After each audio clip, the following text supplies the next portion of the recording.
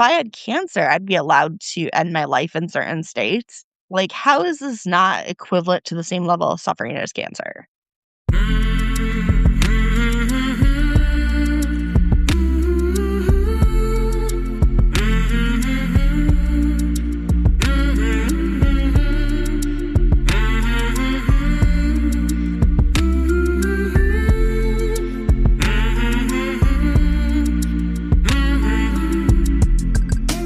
Hey there, my name is Sean, and this is Suicide Noted. On this podcast, I talk with suicide attempt survivors and ideators so that we can hear their stories. Every year around the world, millions of people try to take their own lives, and we almost never talk about it. We certainly don't talk about it enough. And when we do talk about it, when we engage with people in pain, we're not very good at it. And you know I'm being kind when I say that. We're really bad at it. So one of my goals with this podcast is to have more conversations, and hopefully better conversations with attempt survivors and ideators, in large part to help more people in more places hopefully feel a little less shitty and a little less alone. Now, if you are an attempt survivor or someone who has thought or does think about ending their own lives, I would love to talk with you. Please reach out. hello@suicidenoted.com. A couple of ways you can help this podcast, and we do need help. Even though it's been over 6 years and hundreds of episodes and great conversations, this podcast and this guy needs some help. So one thing, pretty simple, rate us on Apple, and I would appreciate it if you gave us 5 stars. Anything lower doesn't help, but only if you mean it. And you can make a financial contribution, tax deductible. The link is everywhere. You'll find it in the show notes, the episode description, the website, and elsewhere.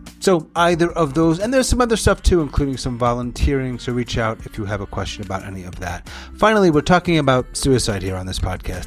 My guests and I do not hold back, so please take that into account before you listen, or as you listen. You can always hit pause, but I do hope you listen because there's so much to learn. Today I am talking with Indigo. Indigo lives in Michigan, and she is a multiple suicide attempt survivor. Indigo, how's it going? It's going. Indigo in Michigan. That's got a nice little ring to it. Thanks. Yeah, thanks for talking with me. Appreciate it. You're welcome. What has you talking to a virtual stranger about suicide? That's a pretty direct question, no? I don't know. I guess I find it helpful when I've listened to multiple episodes of the podcast. And when I'm really in crisis, I actually find it helpful. Wow, yeah. That's kind of music to my ears in some very bizarre way. I think someone on Reddit recommended your podcast. Really? I'm showing up on Reddit? Okay. And then you reached out. Yeah, it's been like a hard year and a half. So it was just like he talks to a lot of people. So I kind of reached out because I was like, well, maybe somebody he's talked to has ideas, but I haven't tried. Ideas to live or ideas to die? Ideas to get better. Yeah.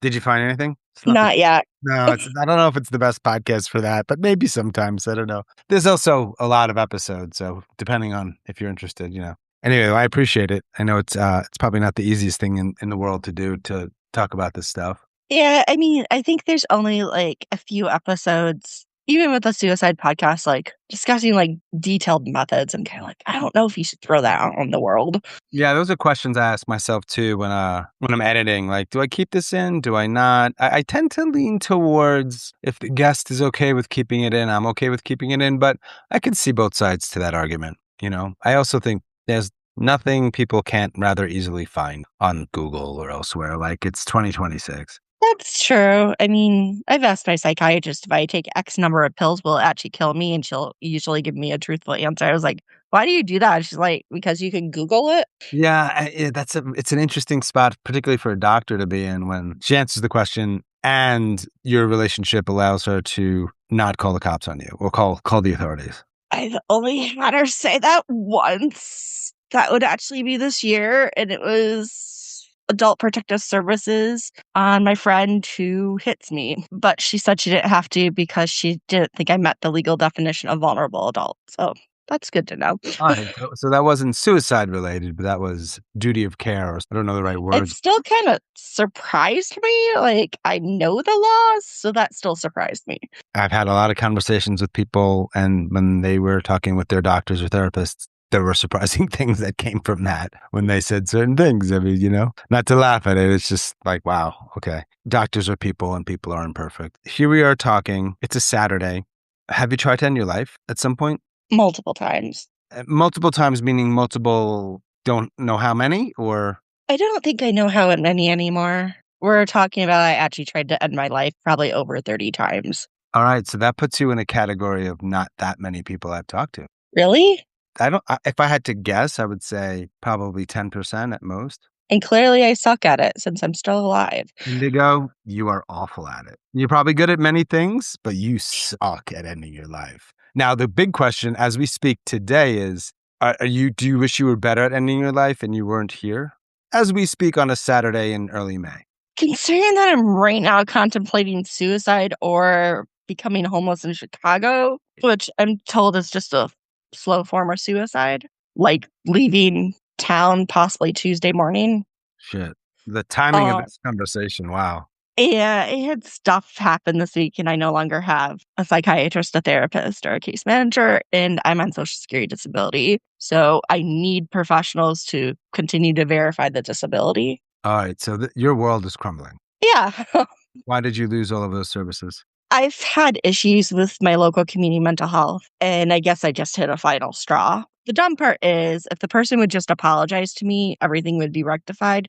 I just don't know how to go about getting the apology because the Mhm. action really wasn't horrible. Like, I was supposed to have a psychiatry appointment Thursday, and I found out Tuesday that they never put it in the system. But instead of the receptionist just kind of saying, "Hey, I'm sorry, I don't know what happened," she got defensive Mm, because it was Tuesday. I was simply trying to figure out what the hell happened. She got defensive. She said because I didn't have an appointment card, that the appointment didn't exist. mm, It did. I wrote it in my phone. Like, mm, I have OCD, and I directly entered it into my phone. And when I do that, I read it back to the person to confirm mm. that That's everything's right. something And really. then they called Wednesday, and they've called me like 3 times in the past month about scheduling appointments, which I was like, well, that doesn't make sense. I have an appointment. And then they called me Wednesday and said the psychiatrist or something opened up schedule, but it wasn't for Thursday. And at that point, I was just annoyed with like being called 4 times in a month. But instead, again, of apologizing, she's like, well, no, like the person who was scheduled at 9:30 was scheduled since February. And I'm like, when I tried to say my appointment was scheduled for 9, a different time, she completely cut me off. And So after that, I sent an email because my case manager and my therapist are connected with CMH. I hate how the CMH does things. Jackson County, and Kent County, where I used to live, like their CMH just hired contract agencies to perform the services. So you had choice. This CMH, everything is all inclusive. So so once you lose one person, you kind of lose everything. that sounds like there's an injustice happening. My friend, I don't know, she might try to like mediate the situation.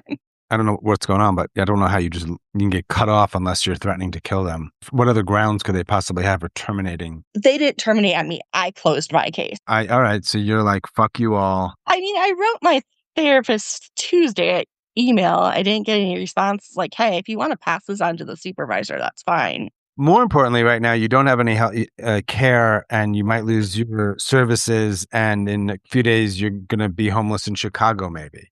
Yeah. Why wouldn't you be homeless in Michigan? Why would it be Chicago? I want to cross state lines. So if I'm reported as a missing person, nobody can find me. Because if I end up dead, I guess I just don't want anyone to have to identify my dead body. So you've thought this out. I have.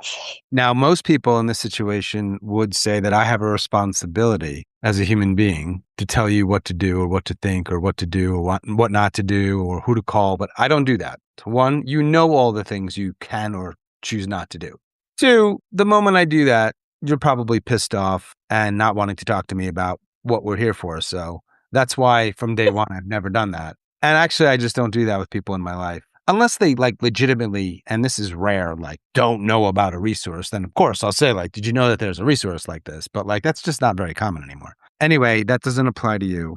So with 30, we're not talking about all your attempts. I figured we'd be talking about the ones I actually remember. Before you talk about them in any detail, how many do you remember? Possibly 10, Do you remember the first time you tried to end your life? 8. Do you know at 8 years old why you wanted or tried to end your life? When I was diagnosed with asthma around that time, and not like just take an inhaler occasionally, like breathing treatments 4 times a day kind of asthma.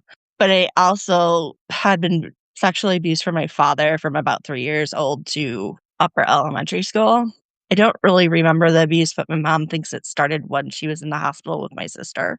And being dragged to therapists and stuff, I just don't remember liking it. And that attempt was definitely an attempt of an 8-year-old. I literally stood in the middle of the road, Oh, like God. walking back from school, and asked someone to run over me with their car. Sure. You're 8, you're young, you don't know what you're doing, but the intention matters. That's what the point is.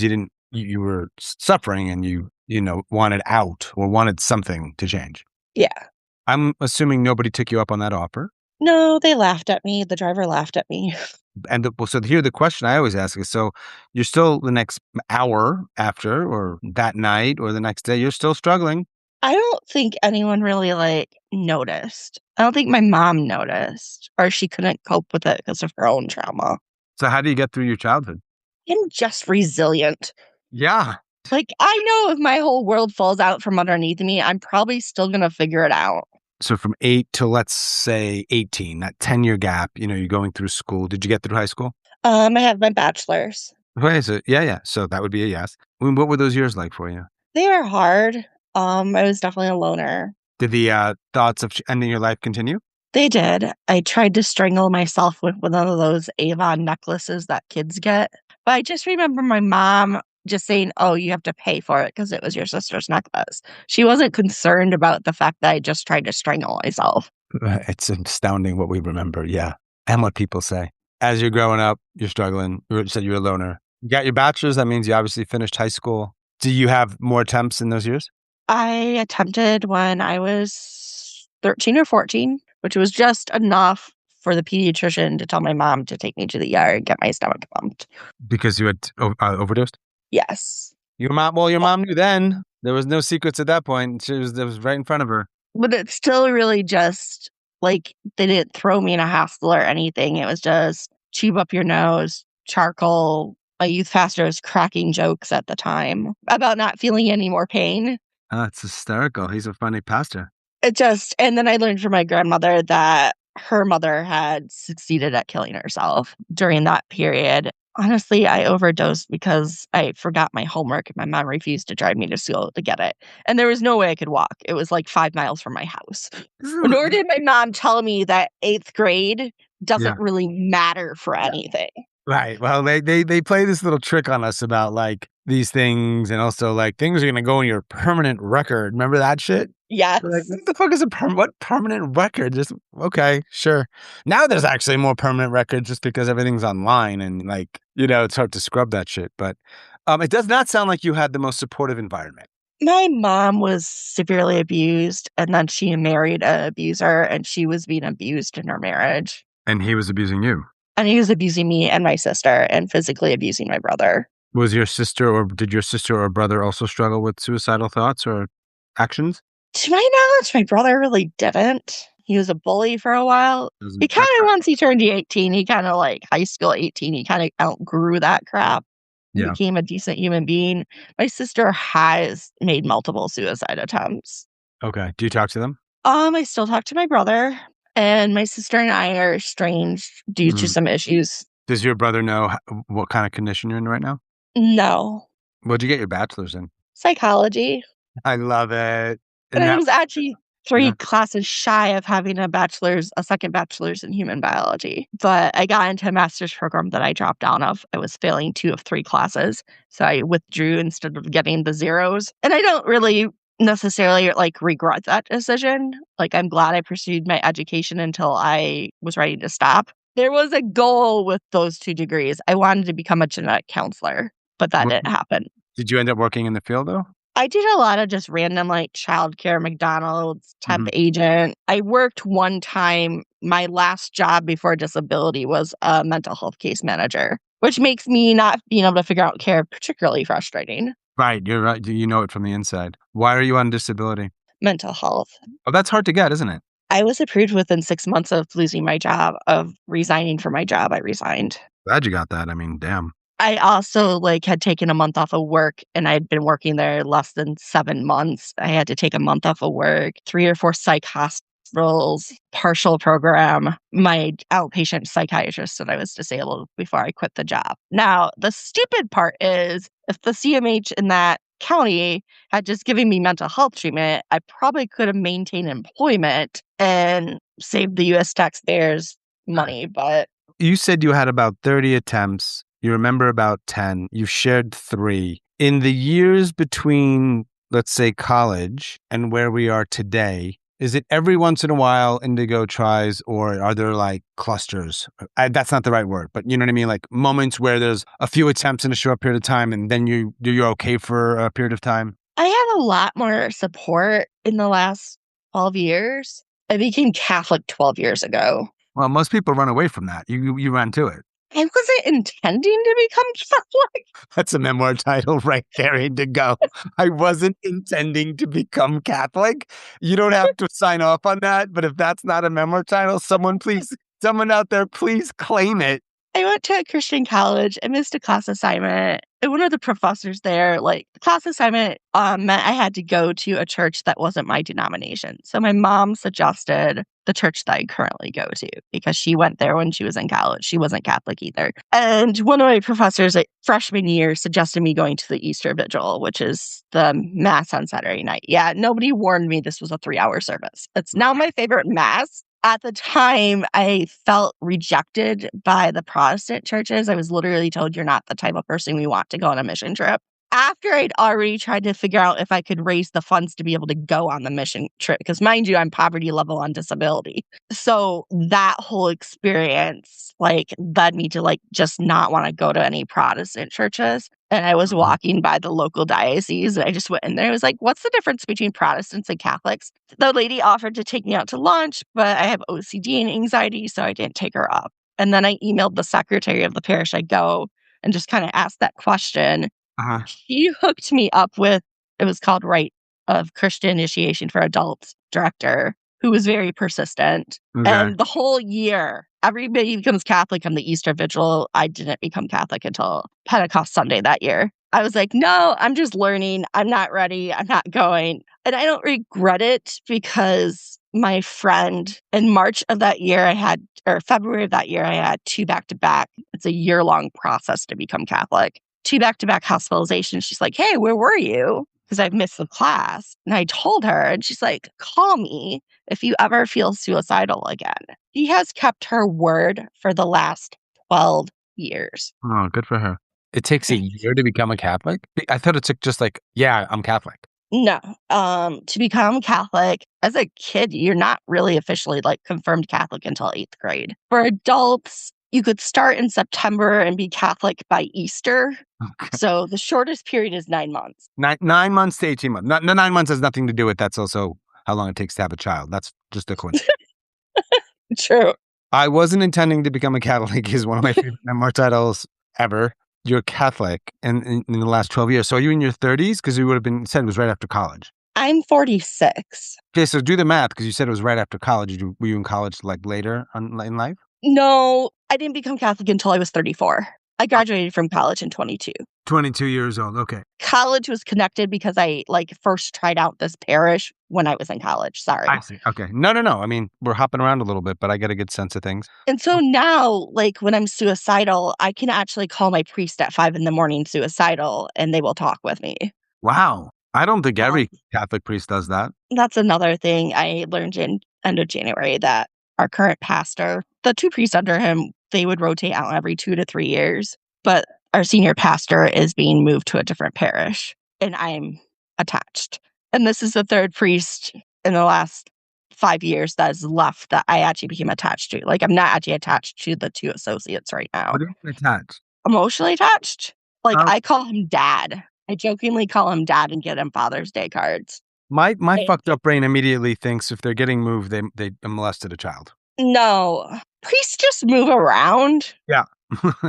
Right. He was one of the bishops that I've heard that really pressed the United States Bishop Conference to deal with the child sexual abuse scandal and get rules in place. Our diocese has a social worker. You have a complaint about abuse, call the social worker. All right. Well, it's a lot of pressure on the social worker. I hope they're good. So let me go back. So the majority of your attempts were in your 20s and 30s? No, I have attempted as a Catholic multiple times. So it's something that you're thinking about, ideating, and sometimes trying throughout your life. Yeah. Was there ever an extended period of time where you didn't try? I think since disability, there's probably been only about a year. How long have you been on disability? Since 2008. Okay, so it's been a while. When was the last one? The most recent one? I think my last attempt was 2023. Okay, so it's like 3 years. I've had hospitalization since then, but that was like my last. No, I don't think that's accurate. Okay. My last attempt might have been 2025. Last year. Okay. And it sounds like you've had multiple hospital stays. Yeah, I have. Its average is typically 2 to 3 per year. So you probably have a lot to say about the system and how hospitals treat people. It sucks. And the mental health treatment, like even the good hospitals, like you can literally go to the hospital and not receive any kind of treatment. Like you're there, it's just like a holding cell. It's like hard. No, but there's like no group therapy, no nothing. Your choice between standing in the hallway or standing in your bedroom. And you're paying for that, or somebody is. Oh, I'm on government assistance, so the American taxpayers. I think my next like attempt I remember was I overdosed in college at the Christian college. Probably my most severe overdose was the college I was going to get my bachelor's degree, which was Michigan State University. But they handled it so much better than the Christian college. The Christian college is like cover your ass. Maybe it was the difference between I was living in the dorms and I was living in an apartment. But MSU was just like, my friend brought the letter from the social worker and they're like, oh yeah, when she's like out in the hospital, like just tell her to call us, we'll figure it out. And like my professor like offered to make up my final. The first day of class I missed was the final. And that one I overdosed. I ended up in the ICU for a few days. Yeah, I'm wondering of all your attempts, and I know we're getting a little grisly here, but so share only what you want. Like, what's the one where you came closest to dying? I don't know if I ever truly came close to dying. I remember the ICU one. I had one that I overdosed in Benadryl that I blacked out and woke up hallucinating.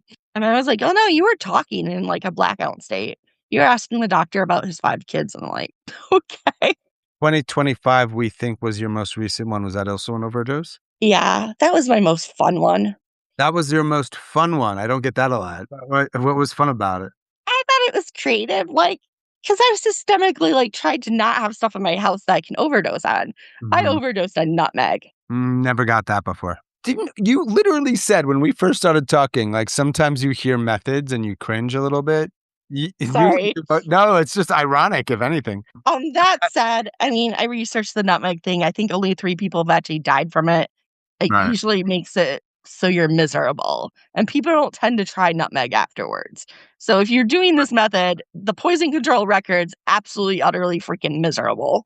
Right. It's not a good choice. No, And we've already established, you've said this, you're not good at ending your life. I'm not, clearly. You've made it 46 years. You're still here, articulate, intelligent, but facing homelessness soon. The homeless thing is me just wanting to disappear. I'm in Section 8, but it's based on disability. So I have no idea what would happen if I was no longer considered disabled. But income based, it theoretically wouldn't, like, it would just fluctuate to income. But also the reason I say I'm not facing immediately is because I've had my review in the last couple of years, and I think I'm on the 5 to 7 year disability cycle. But you specifically said Tuesday. Like, that's an interesting day. Like, why Tuesday? Tuesday, because that is when I can take Amtrak from my city to Chicago for $30.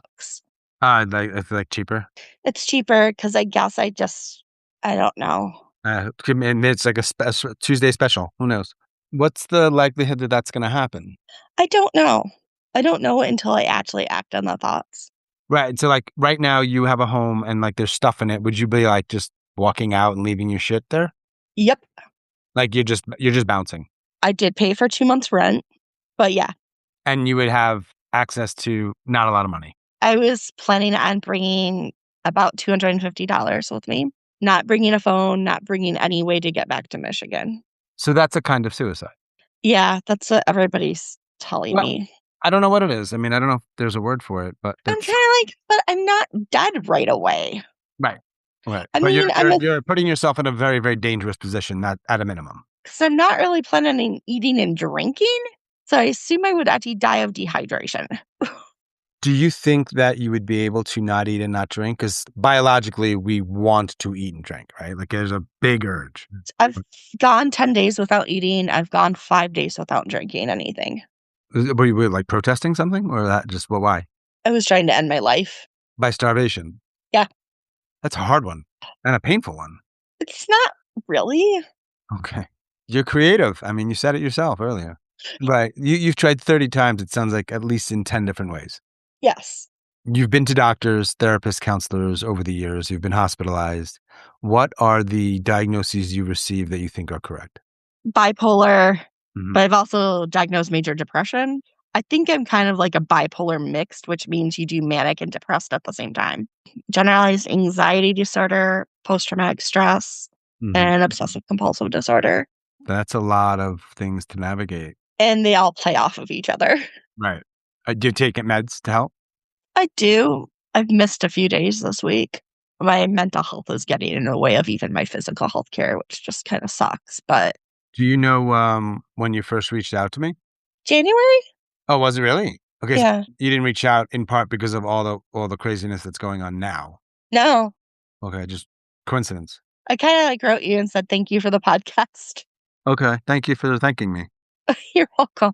Yeah. And then I asked you if any of your guests had ideas of how to like figure this out. Like maybe you have an idea that I haven't tried. Yeah, I wish I had the answer to that. I'd be a fucking millionaire. Yeah, but I think the answer would change per person. Yeah, then I'd be like a mind reader, you know? Yeah, I think the whole staying alive for other people thing, which is I kind of asked ChatGPT why suicide was a public health issue because it's not Really? contagious, it's not Wha- infectious, What and what did ChatGPT say? And did it also flash it 988? was costly to taxpayers and it hurts other people. And I'm like, I mean, that is the common answer, but I'm like, really? So if I had cancer, I'd be allowed to end my life in certain states. Mhm. Like, how is this not equivalent to the same level of suffering as cancer? That's a good question. What else did ChatGPT say? Because I'm fascinated by how AI handles all this stuff. Generally speaking, when I'm talking to ChatGPT about a mental health crisis, it's telling me to call 988 Yeah, 988 every other sentence. But right. That's probably that's an automatic. But does it ever? As I've actually found, general bots like ChatGPT, Claude, Perplexity, Google Gemini, they're actually pretty decent at having what sounds like empathetic conversations. they are, Isn't that fascinating? Like they're better than most people. yes, they're better than most professionals. Yeah, and but while they're flashing the thing, because sometimes I've been on there, and it'll say, I just there's no way I can turn that off. Like I'm designed that way. So like Yeah. you're gonna keep seeing that, but I still want to keep talking to you. It's kind of a fascinating dynamic. And then I'm like, but I'm just so curious how you learn to be what sounds like a good listener and the questions you're asking and you're checking in, like, and I don't know the answer to that. I'm not a AI I think programmer. Just like, wow. I think it's because it's an algorithm, so it's like taking the best of every suicide prevention talk ever existing that's on the internet. I don't know if it works that way. I actually have had conversations with somebody who's been researching suicide and language learning that way predates like consumer AI, like for 15 years. She told me something, and I just don't remember. It was over my head to understand, but there is a reason. There's something that makes sense as to how they're able to do it. But at the end of the day, they're not a human. And at the end of the day, the conversation is going to end, right? And then it's like, where do we go now?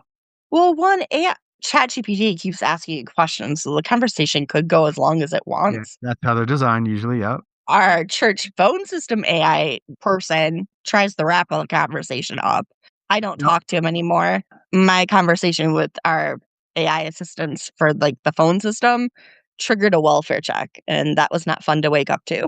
Wow. Okay. So more examples of how we silence people, and I could give 25 to 50 of those easily without thinking of all the ways we silence people essentially. But I actually, if you don't actually pay for ChatGPT and you're on the free version, the conversation does end. And they say It does when I close the screen, but then that's you can only do it I've for so long, and they're like, all right, you've used up all your free limit. Come back in 4 hours. no, I've never come across that. Like, I don't have the app or anything. I just, like, type ChatGPT into my web browser. It doesn't flag my conversations anymore, Do you but it think also just says, "Wow, your nervous system sounds like it's overwhelmed." I'm like, I don't know how to fix that." So, do you think though that there are at this point the technology allows like the police, certain authorities to know that you're talking to ChatGPT and saying these things? I have location turned off usually on my phone. Mm-hmm. So I ping off, like, Canada and, like, 2 or 3 cities, usually 2 or 3 hours from where I'm actually located. Wow. All right. Send them on send them up north. They've never showed up at my door if they can do it. Right. I just wonder about that one day, you know? Theoretically, I think they do. I mean, even with my running away plan, like, yeah, no phone, no anything, but if I'm using my real driver's license and my real identity to get to Chicago, like, theoretically, they can at least track me to that city. Now, do I necessarily think they would? Probably not, because 'cause I'm not a criminal, but Right. could they? Yeah, and there's cameras everywhere. Right. Does anyone know we're talking? I mentioned it to my priest and my friend. What did they say, if anything? Well, I kinda asked them, like, "Do you think it's ethical to be on a suicide podcast?" And they Aha. were fine with it. It was just Oh, kinda good. like, "Don't talk methods," Well, so we broke those rules. Why do you think that they said that? because 'cause they're good human beings, Why is and talking just that about a method make you not a good human being? it gives people ideas. Does it though? Like, is there any evidence or research that actually supports that you've come across? I've never actually researched that question. It gives me ideas. Whether or not I have access to the ideas is a different story, but it Right. kinda helps me tailor my suicide attempts to be more effective, but I suck at it. But I Like try to not suck at it. I get that. But I do want to know if you want to be alive. So I'm going to ask you the pink and purple pill question right now. So you know what it is, but I'll just say it for the sake of the audience. The pink and purple pill is simply a pill I give Indigo magically. And if she takes it, she goes to sleep. She doesn't wake up. There's no pain. And no one knows it's a suicide. So you don't have to deal with all that. What would you do with that pill today?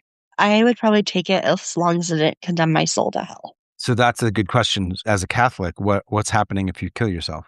I guess you don't know, so that's a risk. The official teaching of it's a grave sin, like, it's a grave matter because it's a murder of self. The official teachings of the Catechism of the Catholic Church is because it's likely due to mental illness, in order to be a mortal sin, which would condemn your soul to hell, versus a venial sin would not, you have to freely consent to it, you have to know it's a grave matter, and you have to know it's a sin.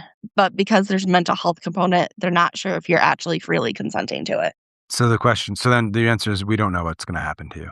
They just generally view mercy on the person's soul. Gotcha. Now, my priest, I asked him Ash Wednesday when he got reassigned to our parish. He said, "Do you really?" Because I think my question was, "Would a merciful God really send me to hell over this?"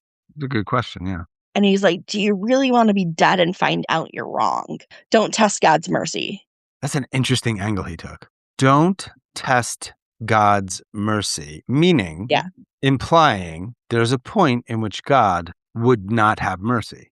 I don't think that's it. It's Mm. just once you're dead, you can't confess your sins. Like, the outcome of your life choices are permanent at that point as far as heaven, hell, purgatory go. So you don't know what would happen. Does that not knowing, is that a sort of protective factor? It means if I'm gonna act in the suicidal thoughts, which frustrates the heck out of my priest and my friend, good Catholic deacon's wife, because she's like, "You're condemning yourself to hell." I'm like, "I know that." Doesn't that just show them how hard things are for you if you're willing to condemn yourself to hell for eternity? They just get frustrated. Why?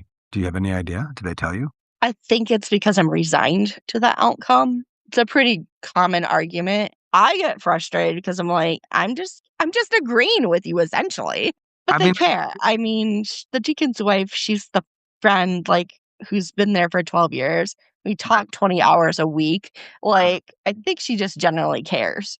yeah, no, And no, that, and that's what makes it so interesting to me. It's not that someone doesn't care; it's that she does care. I'm just curious about conversation and what they look like and sound like, and especially around this topic. So you are willing to potentially risk going to hell for eternity. Do you have an yeah. idea of what hell actually is and what it feels like or looks like? I mean, I've listened to the like near death experience kind of stuff, which Yeah, sound creepy and horrifying. Going off of scripture, right. I believe I'm going to just be like in a fire for eternity and being burned alive, my soul being burned. When you say it like that, that really puts into perspective the choice that you might make if you choose to end your life. So it just simply tells me that's how bad you want out. If I could get better, I'd want to be alive, but I don't know how to do that. And you've been trying for a long time. Yeah. I mean, I've had ECT. I've tried most of the meds on the market. I hopped on an airplane to go to a treatment program in Louisiana and then another one in Texas. Yeah, if you have PTSD and you're hearing this podcast, don't go to a trauma program because having a bunch of people with PTSD and easily triggered in one room is a pressure cooker. All right, that's not Sean giving advice. That's just what Indigo feels. I don't think the professionals really know quite what to do with me. Right. I will say the second overdose in college, the one that ended up in the ICU, I'm glad I was alive because my niece was born 2 years later. Yeah. My beloved niece was born 2 years later, and I'm so glad I was alive for that. Yeah. But what was your answer to my question? You said you'd take it, but then you said you weren't sure because of the health issue. I said I would take it as long as I didn't condemn my soul to hell. But you don't have that control. We don't. That's not part of the pink and purple pill question, unless we want to make an exception for you today, and we can make that. Still take it. Yeah, I mean, you have made that exception, though, in previous suicide podcasts, though. You've listened. What kind of exceptions have I made? Someone that particularly stands out, you made that exception. Oh, okay, no, that's fair. I'm still me. I could see myself doing that because that's a unique one, right? Because we don't know. It's for eternity. We don't know how bad it is. It's probably really bad. I'm 100% positive that heaven and hell are real. Is there a chance that you're getting into heaven? Hopefully.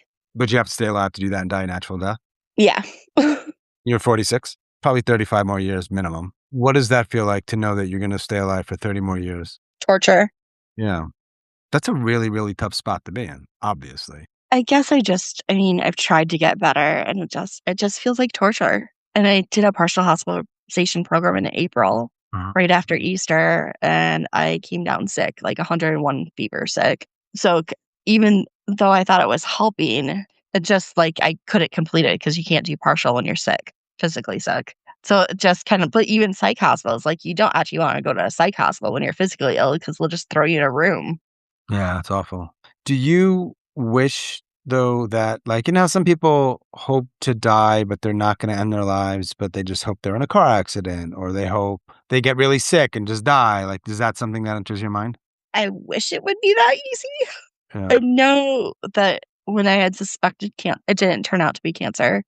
Renal cell carcinoma was the suspicion. I almost didn't have the surgery. It wasn't really suicide, just like my anxiety and fear of anesthesia and my severe OCD. I mean, I called everyone from the housekeeping at the hospital down the line to try to like make it less triggery. And my priest, a different priest, he actually showed up at like 5 a.m. to give me last rites and keep me calm, along with the deacon's wife. Are those the only two people you can really talk to about this stuff? My mom's not good at it. I have a few people I can talk to. Some of my friends are really actually good at listening, and I don't normally feel more stressed out after the conversation. But they have 4 kids, and 3 of them are like elementary. One's going to be 5 this year. So I just don't want to expose them to it. Right. Like you could talk to them, but you're not probably going to do it. Yeah, I kind of want to just be around them. I talk to them after the kids are in bed, but try to be just happy-go-lucky Aunt Indigo. Happy-go-lucky Aunt Indigo. Not as good as the other memoir title, but it ain't bad. And I'm like that for my nieces and nephews. Yeah, that's cool. And I know when I was leaving my beloved niece, I have another niece and 2 nephews and some step nephews. She'd probably be the one person I wouldn't want to not be able to contact me, because I told her she could call me for whatever. I love you unconditionally. I'm here for whatever. You can tell me anything. But I don't think it's fair to tell a 19-year-old college student, here's my phone number. Don't give it to grandma. Don't give it to the FBI. Don't give it to the police. Don't give it to anyone. You can have the number, but don't give it to anyone. I don't think that's fair to her. That's a tough spot, yeah. When we hopped on here about an hour ago, I think you said you were actively suicidal. Is that right? Mm-hmm. Is the plan the homelessness in Chicago? That's the plan? That's kind of the plan I'm leaning towards. I mean, it's Saturday, 3 days away. I also last night thought about going and buying one specific drug that can cause organ failure Okay. and getting like 150 grams of it. Getting enough to kill you. But you didn't buy it. I just haven't left my house since like my mood crashed out again. Oh, what was that? Tuesday and Wednesday. I really wanted to receive Jesus in the Eucharist, and I felt like buying 5 or 6 bottles, probably was enough of, like, a suicide-ish gesture to be a mortal sin. Probably wrong on that, and that was enough to stop me. But this is going to be the thing that's going to keep stopping you, right? Because this is the big thing. For me to act on my suicidal thoughts, there's hurdles that you have to overcome, Yeah. mentally overcome. Well, you were able to do it last year once, I think, right? Once, and then in 2023. A lot of the times when I'm suicidal, if it gets really bad, my priest will just, like, force me to be hospitalized, or my friend will drag me to, a psych ward, and I'll just do a direct admit.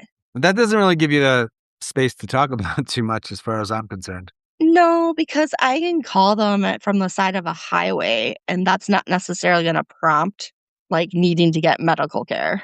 The 3 priests I was attached to, I mean, one of them, like, he just talked to me for an hour, and he just distracted me and helped me just calm down enough to not act on the thoughts immediately. Yeah. I mean, that's one of the reasons people call a crisis line, right? Is just to deflect the thoughts or calm down a bit. But 988, like, when you call 988 or you go to, like, crisis services, you can't just talk. Like, Correct. usually the crisis lines are like, they're evaluating, "Do we need to send the police after you?" kinda thing. That's sort of where it starts. Yeah. You with most of them, yes. I think it depends on who you get, but right.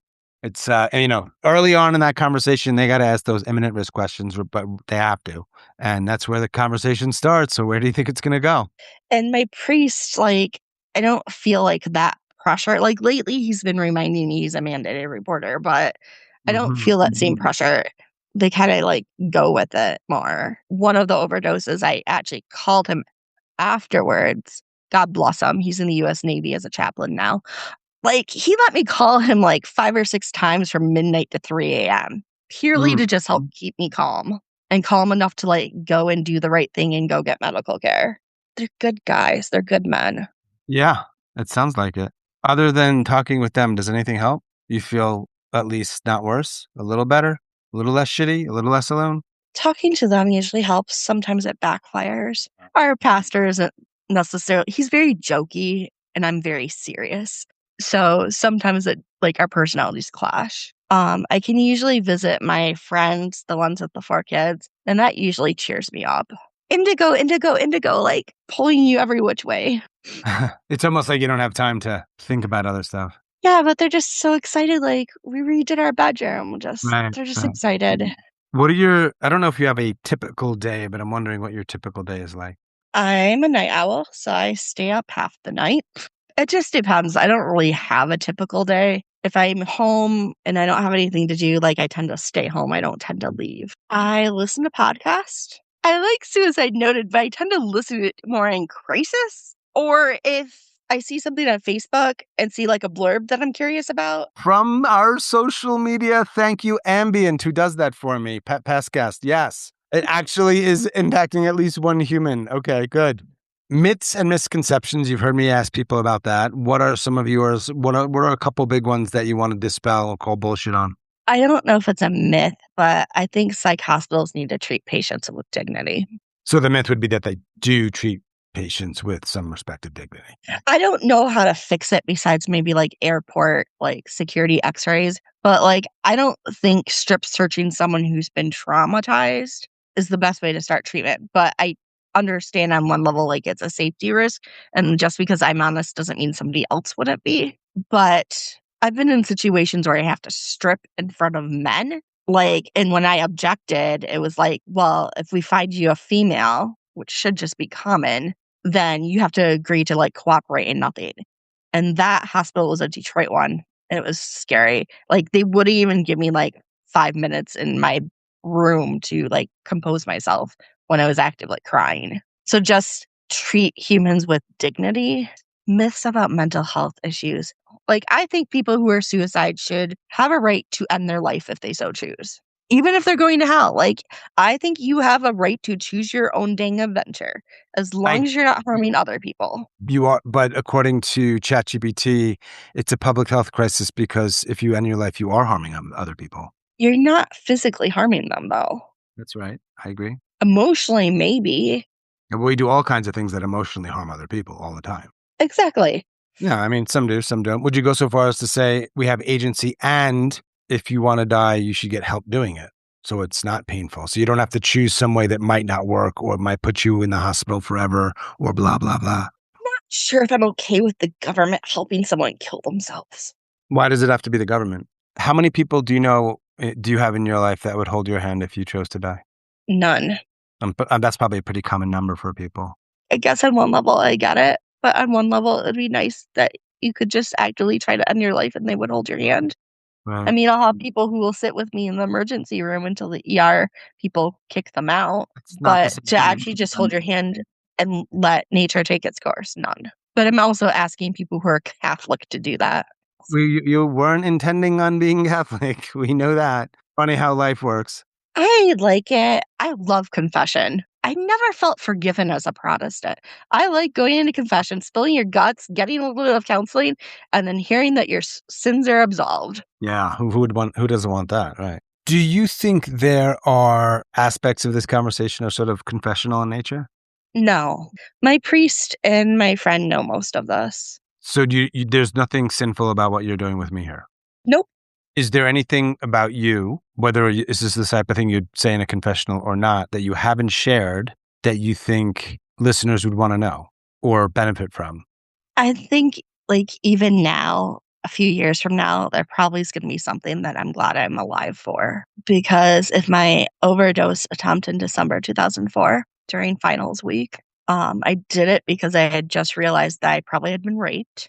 And my close friend at the time was friends with the guy. And she kind of was like, I can't talk about this anymore. Weirdly, I was comfortable talking to my anatomy instructor, but another friend, like acquaintance, she's like, "Oh, no, that's not appropriate." Like, me going from this small private Christian college where professors prayed for you, didn't understand why that wouldn't translate to Michigan State. And so, like, in that moment, I felt utterly alone and I overdosed. And I remember, like, it sounded like I could have possibly had to deal with hemodialysis to try to. I knew once the substance got into my bloodstream, it was hard for them to actually remove. But if I had died that day, I wouldn't have met my niece. So if you're suicidal and you hang on long enough, or if you even think about it, there's probably something you're glad you were alive for. Right, right, right. So in that case, it was your niece. I'm sure good will come. Just don't know if I care. And I think talking with someone who's more listening and less frustrated is helpful. I'm definitely not frustrated. I'll tell you that. I mean, I'm frustrated about a lot of other things in my life, but not this. So when emotions like rise, and they're still kind of risen right now, I didn't want to cancel on you. Thank I you. wanted to hold the commitment. I mean, I think you would understand. Well, hey, I mean, I'm glad we were just able to talk because I think one, I've enjoyed the conversation, and two, I know, and I know this actually because people tell me, message me, email me somewhat frequently that these conversations are helpful. Sometimes they even give specific names. This person's whatever they said resonated or whatever it might be. So I know people will hear what you shared and it'll help them in some way, maybe small.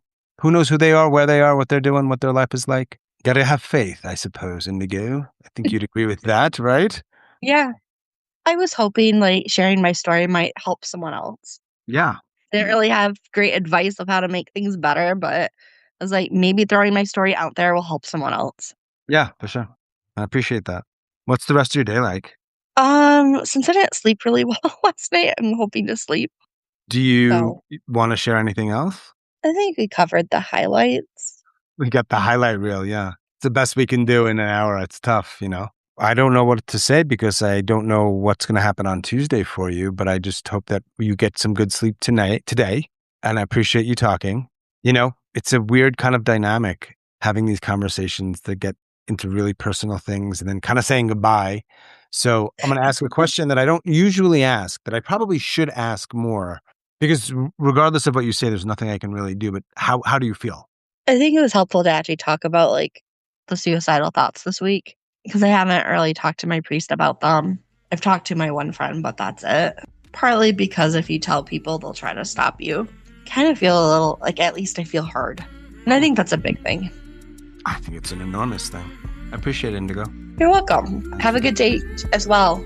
I appreciate that. Take care, Indigo. All right. Bye. Bye.